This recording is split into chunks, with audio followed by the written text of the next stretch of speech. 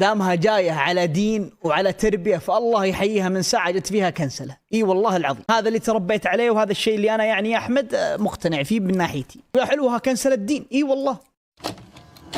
تخيل انك تكون يوتيوبر ناجح ومقدم محتوى يقدر يحضره كل الاعمار، وبنفس الوقت مقدم محتوى حتى لو انك كنت بمكان عائلي قادر انك تفتح الفيديو بصوت عالي بدون ما انك تتوقع انه بتطلع فيه مسبة او منظر خادش، بس الناس ممكن تهاجمك بس لانك ما قربت جنب بنت لا هي من نفس عاداتك، بل وانهم يعتبروك قليل الاحترام بس لانك ما قربت منها. وفعليا هذا اللي بالضبط اللي صاير مع شونغ. عزيزي المشاهد، لو ما كنت بتدري بالسالفة كمل الفيديو للاخير حتى تفهم كل اشي صاير، لانه والله الموضوع غريب جدا، والكنسل قاعد تنتشر اكثر والكل قاعد بيشارك فيها. حتى شونغ نفسه اللي ما بيعلق على هاي الامور اتكلم عن موضوع الكنسله ببث على الكيك. بدايه القصه كلها بدت لما شونغ راح يقدم جائزه المؤثر المفضل. لو تتذكروا انه بالجوي اووردز بيقدموا جائزه المؤثر المفضل والمؤثر المفضله تقديم مع بعض، يعني ولد راح يقدم جائزه المؤثر المفضل وبنت راح تقدم جائزه المؤثر المفضله بنفس الوقت. وبصراحه ما بعرف ليش قدموا كل الجوائز لحال الا هاي الجائزتين دائما تتقدم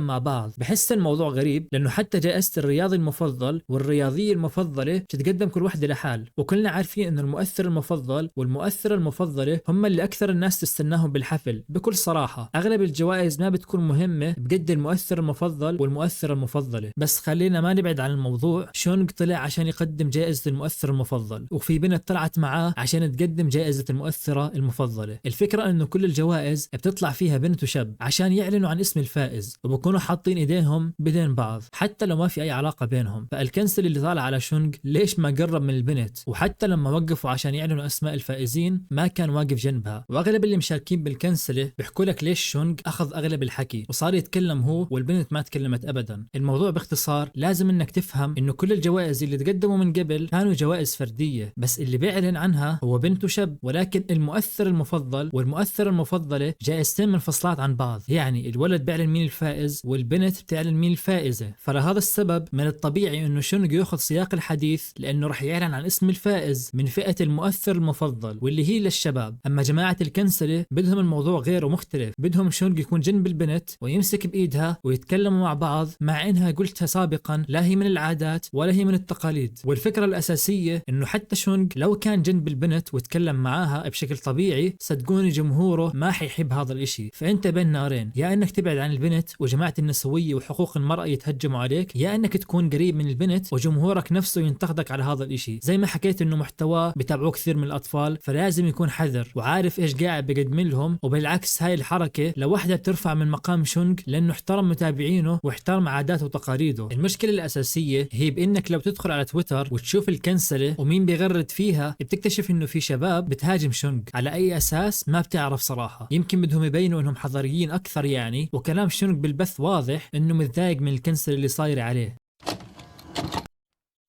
عشان اقفل موضوعي انا بخصوص موضوعي انا يعني نقطة ونقفل. دامها جاية على دين وعلى تربية، فالله يحييها من ساعة جت فيها كنسلة. اي والله العظيم، واني سعيد داخليا ومبسوط. هذا اللي تربيت عليه، وهذا الشيء اللي انا يعني يا احمد مقتنع فيه من ناحيتي. فلا تحاولون انكم تزيدون في الموضوع، ما ودي الصراحه الموضوع يتشعب ويطول. شكرا لكل الناس اللي كتبوا كلام طيب يعني بشكل عام، كل اللي كتبوا كلام طيب بشكل عام الله يعطيكم العافيه ويجزاكم خير. واللي سبوا واللي يعني قالوا اي كلام مو بطيب الله يسامحكم، محللين ومسموحين. اي والله، ضريبه الشهره وضريبه المكان اللي انا فيه، فانا يعني متقبلها. ويا حلوها كنسل الدين. اي والله.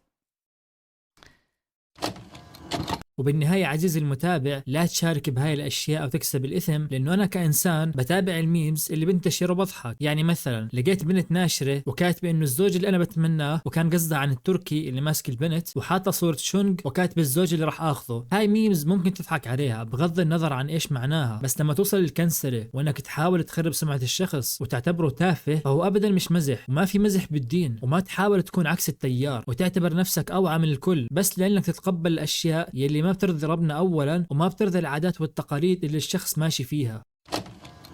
وعزيزي المشاهد لهون بكون انتهى الفيديو. ان شاء الله جماعة الكنسل ما يهجموا علينا، بتمنى تعملوا لايك وتشاركوا الفيديو مع اي شخص بتحبوه، وبشوفكم بالفيديو الجاي.